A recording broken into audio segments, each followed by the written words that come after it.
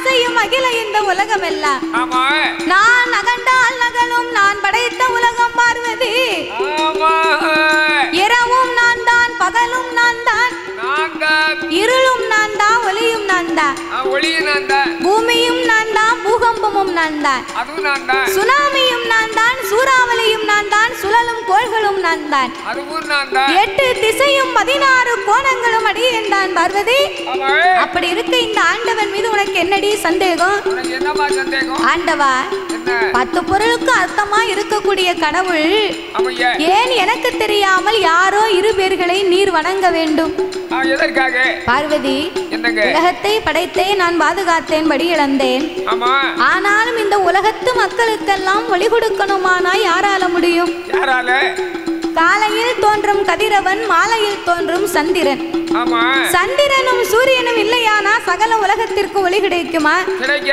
ஆகையினால் என் வலது கண்ணை சூரியனாகவும் என் இடது கண்ணை சந்திரனாகவும் நான் பாவித்து வருகிறேன் என்று ஆண்டவன் பகவான் சொன்னபோது பார்வதிக்கு பகவான் மேல நம்பிக்கையே இல்லை அது எப்படி ஆண்டவனுடைய 2 கண்களும் சந்திரன் சூரியனாக இருக்க முடியும் இன்றைக்கு இதனையே நாமல் பரிசோதனை பார்க்க வேண்டும் என்று ஒரு குடும்பத்துக்குள்ள பெண்ணா ஆண் மதிக்கணும் ஆமா ஆன பெண் மதிக்கணும் பெண் நம்பணும் 2 பேரும் நம்பலன்னு சொன்னா வீட்டுக்குள்ள விட்டுனா என்ன நடக்கும் கணவன் சொன்னா மனைவி கேட்கணும் வீடான வீட்டு நம்பிக்கை தான் வாழ்க்கை சந்தேகம் என்பது வீடான வீட்டுல வரக்கூடாது சந்தேகம் என்பது வீடான வீட்டுல வந்துச்சுன்னா அந்த வீட்டுல சந்தோஷம் இருக்காது சந்தேகம் முன்வாசல் வழியா வந்துச்சுன்னா சந்தோஷம் பின்வாசல் வழியா ஓடிடும் சொல்லுவாங்க போயிடும் அதுதான் கண்ணதாசன் சொன்னாரு என்னது சந்தேக கோடு அது சந்தோஷத்துக்கு கேடுனாரு ஆன பெண்ணு நம்பணும் பெண்ணு ஆணு நம்பணும் நம்பிக்கையே இந்த உலகத்தில் வாழ்க்கையாக வாழ்ந்து கொண்டிருக்கிறோம் மனிதர்கள் எல்லாம்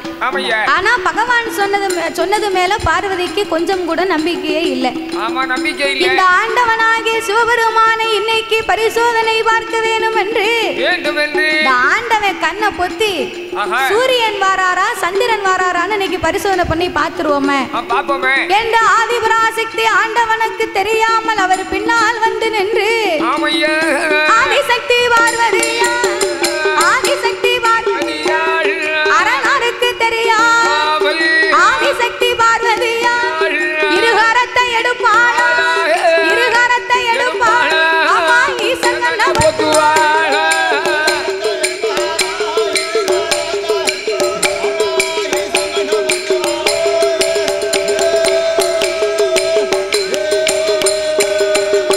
ஏ பகவான் கண்ண பத்தியது பார் உலகம் இருளா சிவனார் கண்ண பத்தியது சிவ உலகம் இருளா கடவுள் கண்ண பத்தியது கடவுள் கண்ண பத்தியது ஐயா கலி உலகம் இருளா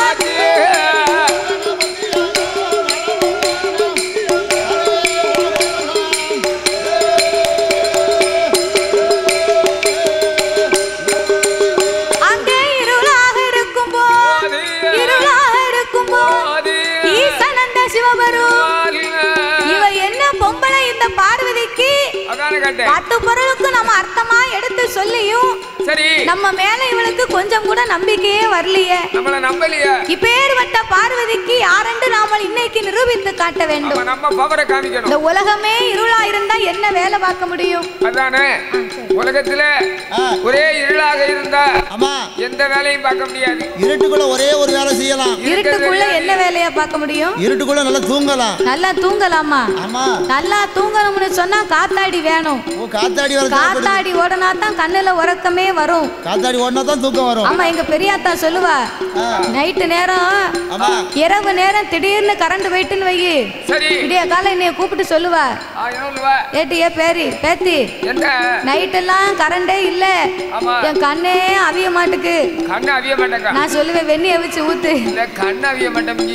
கரண்ட் போயிட்டு கண்ணுல உறக்க வரலையா அதுக்கு என் கண்ணே நைட் எல்லாம் அவியவே இல்ல விடிய காலமாவது கரண்ட் வந்துச்சான்னு கேப்பா அப்ப பாவம் காத்தாடி இல்லாம உறக்கம் வரல, கரண்ட் இல்லைன்னா என்ன வேலை பார்க்க முடியும்? ஒரு வேலையும் பார்க்க முடியாது. அப்ப உலகமே இப்படி இருள்மயமாக இருக்க சரி ஐயா, உலகத்து மக்கள் எல்லாம் திக்குமுகம் தெரியாமல் திணறி தவிக்கிறார்கள். அப்பதான் சிவபெருமான் பார்த்தார். என்ன செய்கிறார்? நமக்கு இருக்கும் இரு கண்கள் மட்டும் தானே இவளுக்கு தெரியும். பகவானுக்கு மூன்றாவது கண் நெச்சிக்கண் ஒண்ணு உண்டு. உண்டு.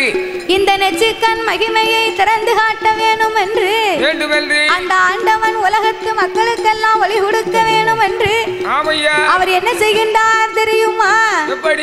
சாமி நெச்சி கண்ணே திறப்பாரா,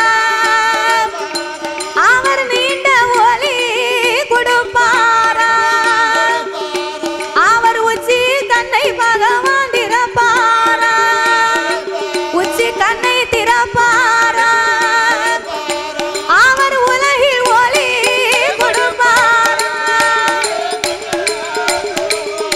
சாமி திறப்பாரா.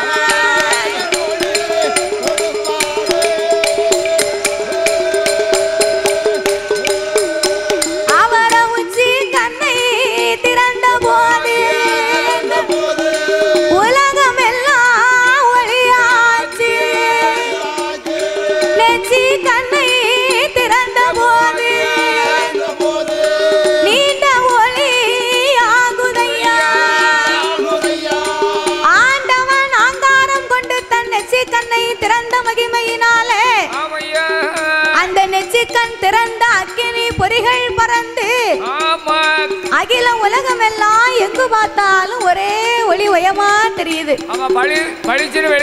அப்ப இந்த பார்வதி ரெண்டு கண்ணை பொத்தி இருக்கமே, இந்த ஒளி எங்க இருந்து வருது? கடையை எடுத்தா கடவுளுக்கு முன்னால் வந்து பார்த்தா ஆண்டவனுக்கு அந்த அக்கினியினுடைய வெக்கை தாங்க முடியாம சிவனுக்கு அங்கமெல்லாம் வேர்த்து ஆவி தணலாகி காட்டாச்சு வெள்ளமா கரை புரண்டு வருகின்றது கடவுளுடைய வேர்வை. அப்ப காட்டாச்சு வெள்ளமாகவே கரை புரண்டு வரும்போது பார்த்தார் பகவான், இந்த வெள்ளமாகப்பட்டது உலகத்துக்கு போனா உலகம் அழிந்து போகும், உலகத்து மக்களை எல்லாம் காப்பாற்ற வேணும் என்று சொல்லி அன்றைக்கு ஆண்டவன் நாமளுக்காகத்தான் தன் 1008 சடாமுடியிலே ஓர் முடியை உழைத்து அதையே தன் அங்கமெல்லாம் துவட்டி அந்த ஆண்டவனாருடைய திரு சடையை ஒரு கரையாகவே வளைத்தார். அதற்கு பேருதான் கடற்கரை. உங்க சின்னியா வீட்டுல இருப்பாரு, அவர் இல்ல. அவர் பேரை சொன்னா கடையில மூக்குப்படி கூட தரமாட்டாங்க. அவர் இல்லை தாத்தா, பகவானுடைய திரு சடையை ஒரு கரையாக வளைத்தார். அதற்கு பேருதான் கடல் கரை. அந்த பகவானுடைய வேர்வை துளிகளை எல்லாம் 10 கடலாகவே மாற்றி 10 கடலுக்கும் ஆண்டவன் பக்குவமாகவே பெயர் நாமத்தை கொடுத்தார். அது எப்பேற்பட்ட கடல் தெரியுமா?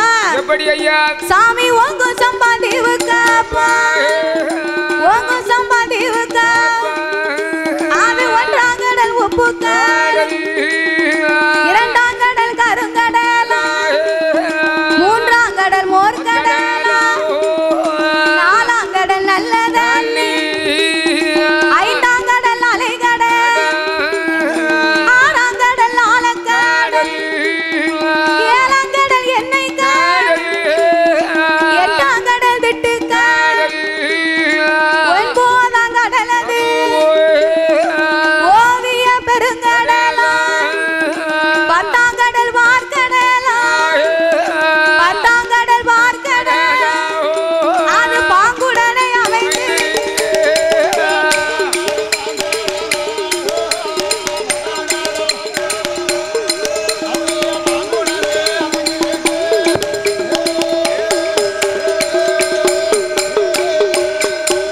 அது 10ஆம் கடல் வார்கடலா, பாங்குடனை அமைந்திருக்கு.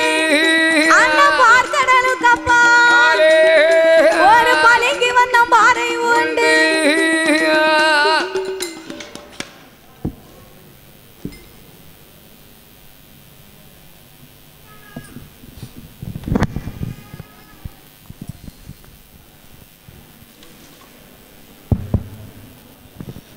அழகான இந்த இனிய காலையிலிருந்து தொடர்ந்து இசை நிகழ்வுகள் நடந்த வண்ணம் இருக்கிறது.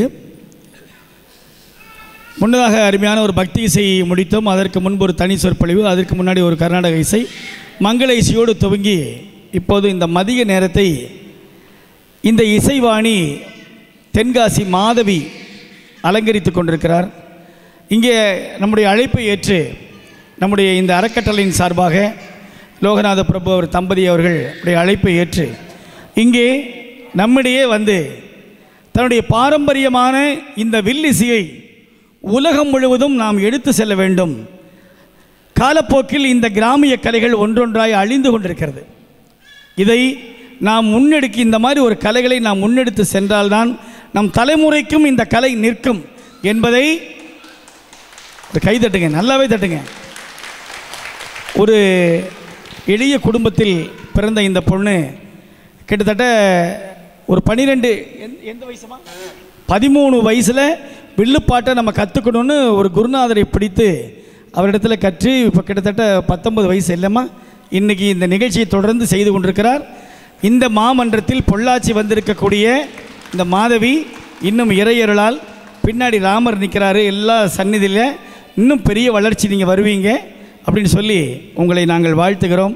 பன்னளவும் பெற்று பல்லாண்டு வாழ்கவென்று சொல்லி இப்போது பொன்னாடை அணிவிக்கின்றோம். இப்போது எங்களுடைய தேவராஜ் கற்பக ஜோதி தம்பதி வந்து இவங்களுடைய பெரிய அதாவது ரசிகர்கள். அங்கே எனக்கு ஒரு மாமன் மகள் கற்பக ஜோதி அவங்க வந்து யூடியூப்பில் தொடர்ந்து உங்கள் நிகழ்ச்சியில் பார்ப்பாங்க. இப்போ உங்களுக்காக இந்த மாதவி பொன் மயிலால் இங்கே வந்து பாடுறாங்க இல்லையா, இவர்களுக்காக ஒரு அருமையான ஒரு சேலையை விழுப்புரம் காமாட்சி சில்க்ஸ் வரைக்கும் போயிட்டு வந்திருக்காங்க. போயிட்டு வந்து ஒரு நன்கையோடு உங்கள் கைதட்டுக்களோட மாதவிக்கு சிறப்பு செய்கிறோம்.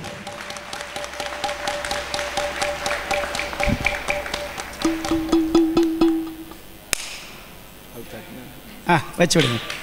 ஆமாங்க.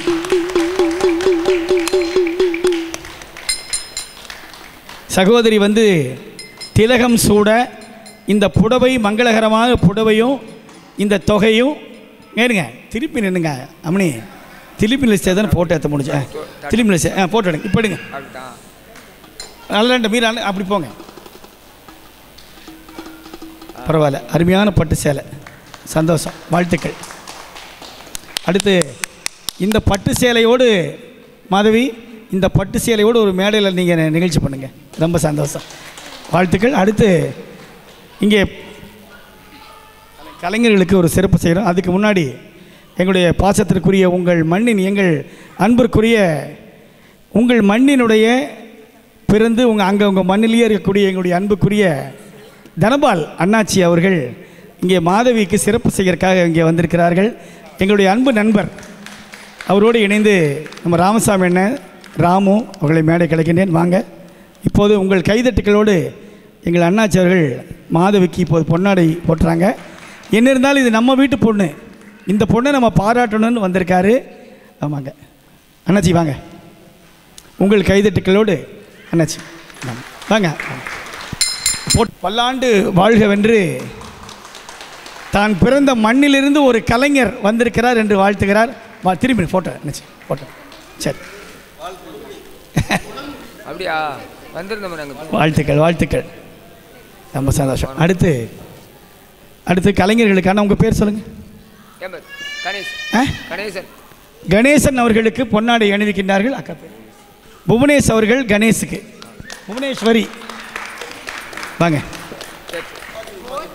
போத்தி விடுங்க. அதனால் என்ன அருமை அருமை. அதாவது மாதவிக்கு வந்து அந்த மார்க் எவ்வளோ மார்க் வாங்கியிருக்காங்களோ மாதவி அதுக்கு இணையான மார்க் உங்களுக்கு உண்டு. ஏன்னா நீங்கள் 2 பேரும் தான் பேசிக்கிட்டே இருக்கீங்க. அதனால் இந்த கதைக்கு சப்போர்ட் வேணும். நம்மளே தனியாக பேசிகிட்டு இருந்தானே அது எடுபடாது. கூட ஒருத்தர் இருந்தால் தான் நல்லாயிருக்கும். அது மாதிரி வாழ்த்துக்கள். அண்ணா உங்கள் பேருங்க? அந்தோணிசாமி வாங்க. கௌசல்யா மணிவண்ணன் அவர்கள் எங்கள் அந்தோணிசாமி அவர்களுக்கு ஏற்கனவே கிராமிய கலைக்கு ஒரு அந்தோணிசாமி இருக்கார். அவர் அந்தோணி ராஜா ரொம்ப சந்தோஷம். அடுத்து அண்ணா நாராயண பெருமாள் ரொம்ப சந்தோஷம். இவருக்கு மார்கழி மகா வச்சு பெருமாளே வந்துட்டார். ரேணுகா தேவி அவர்கள் நாராயணசாமி அவர்களுக்கு பொன்னாடை. அண்ணா அடுத்த அவர்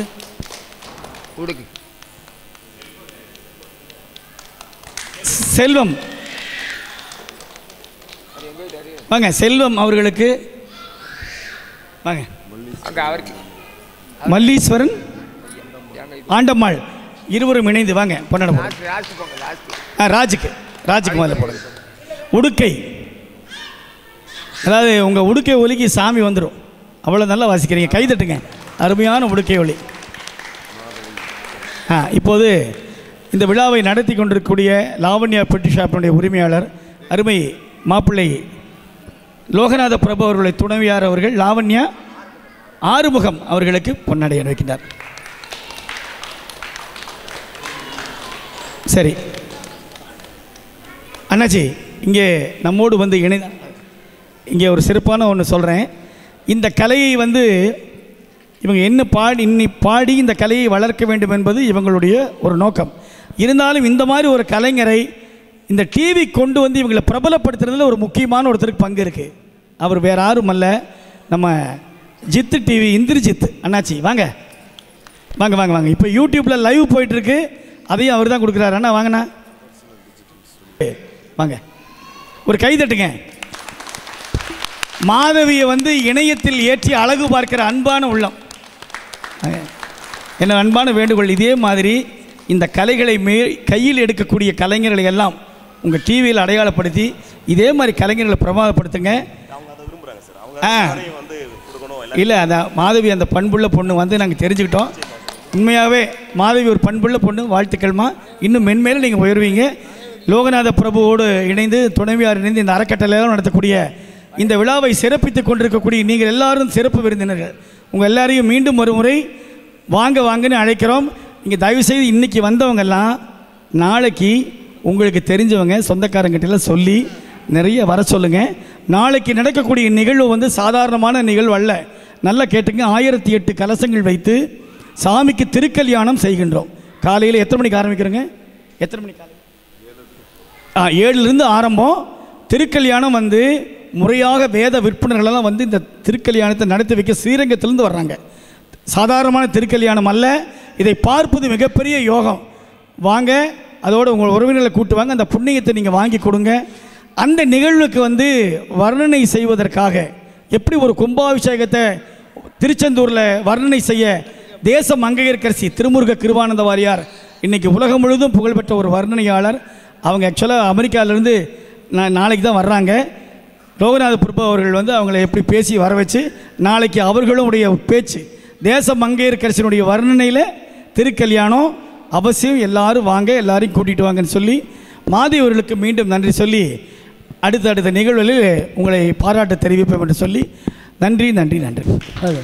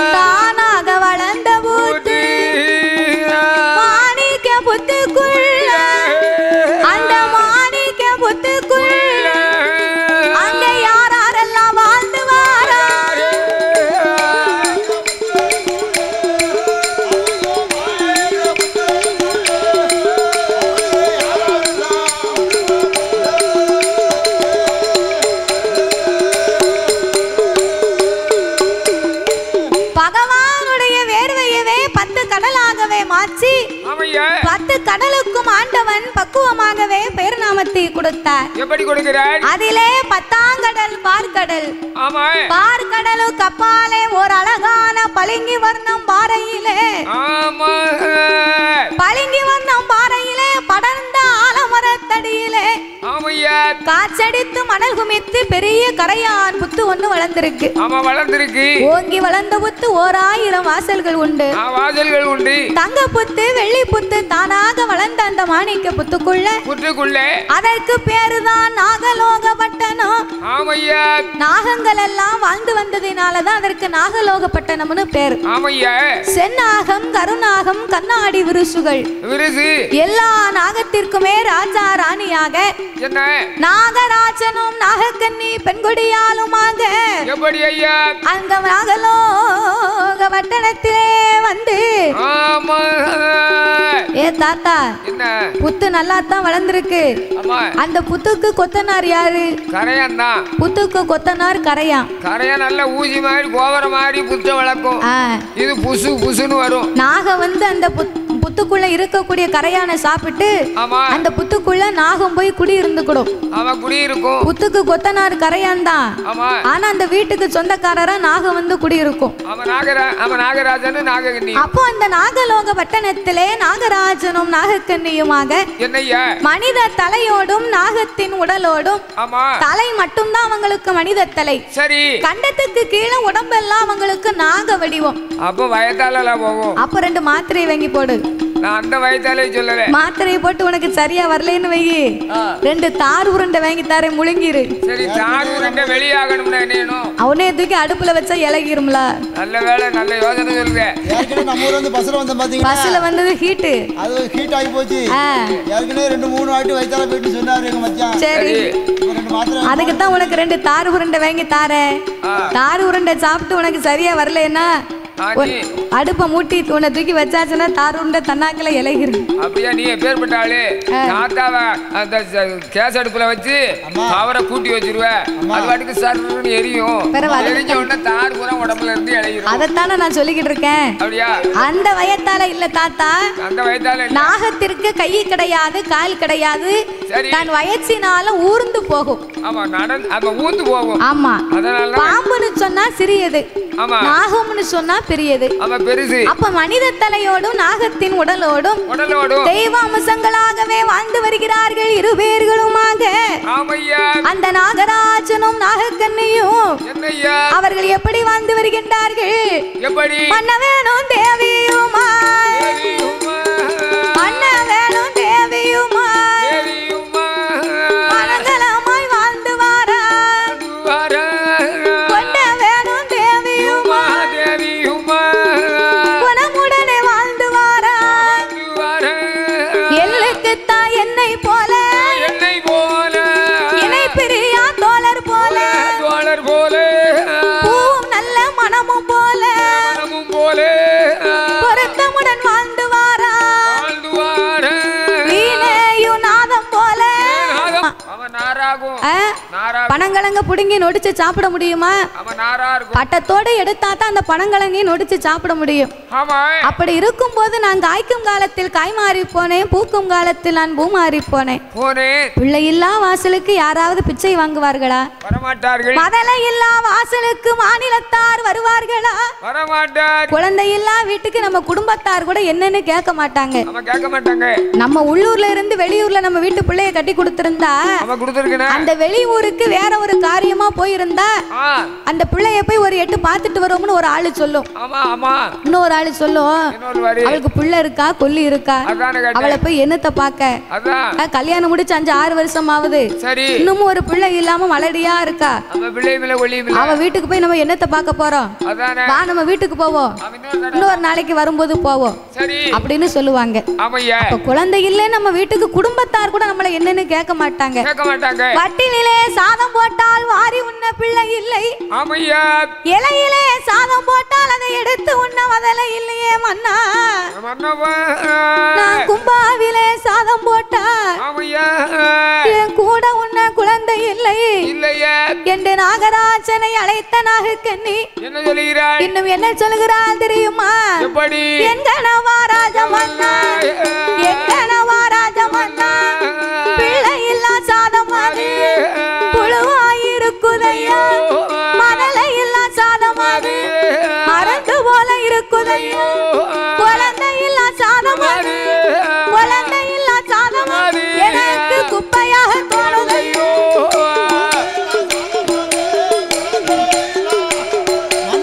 குப்பையாக தோணுதையா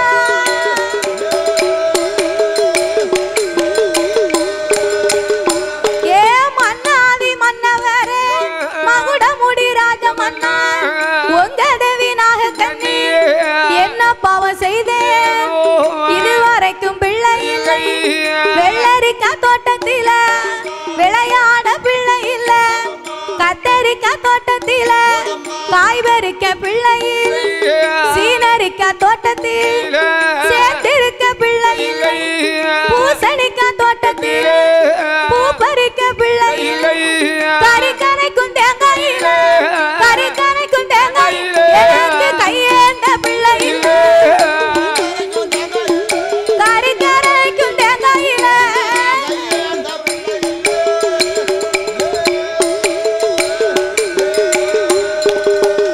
நான் மழை பெய்த முச்சத்தில மண்ணளைய பிள்ளை இல்லை மண்ணளைந்த கையால் மடி பிடிக்க மைந்தனில் நிறகொடத்து தண்ணீரில் நின்றளம்ப பிள்ளையில் பொறகொடத்து தண்ணீரில் கோரி வைக்க பிள்ளையில் எங்கனவா ராஜமன் உங்க தேவினாக கண்ணி மாலடி மாலடி என்று மாலடி மாலடி என்று மாநிலத்தில் பேராச்சு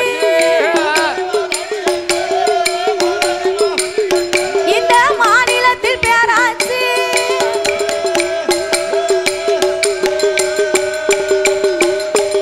மழை பெய்த முச்சத்திலே மண்ணலைய மதலை இல்லை மண்ணலைந்த கையால என் மடி பிடிக்க ஒரு மைந்தன் இல்லையே மன்னா நம்ம ஊர்ல மழை பெஞ்சு இருந்தா நம்ம வீட்டு சின்ன பிள்ளை என்ன செய்யும் பக்கத்து வீட்டுக்கார பிள்ளையும் நம்ம வீட்டு பிள்ளையும் சேர்ந்து மலையில உட்கார்ந்து விளையாடும் அப்ப விளையாடும் போது இந்த பிள்ளை அவன் தலையில மண்ணள்ளி போடும் அந்த பையன் இந்த பிள்ளை மேல மண்ணள்ளி போடுவான் சின்ன பிள்ளைங்களுக்கு அது ஒரு விளையாட்டு அப்ப விளையாண்டு முடிச்சு பிள்ளை மேலெல்லாம் ஒரே சேரும் சகதியுமா இருக்கும் ஆமா ரெண்டு கைட்ட விளையாண்டு கண்ணு காது மூக்கு சட்டையெல்லாம் சகதியா இருக்கும் அவன் அப்படியே வீட்டுக்கு வருவான் பாரு வீட்டுக்கு வரும்போது பெத்தவா என்ன செய்வா ஒரு பட்டு புடவை கட்டி இருப்பா பட்டு புடவை என்ன அடேங்கப்பா உடுத்தி இருப்பா அதை கீழே உட்கார மாட்டா கீழே உட்கார்ந்தாலும் மேமுந்தி எடுத்துட்டு தான் உட்காருவா அந்த சேலை அழுக்காயிருமா அவன் பிற பொம்பளை சேலை என்னமா பாப்பா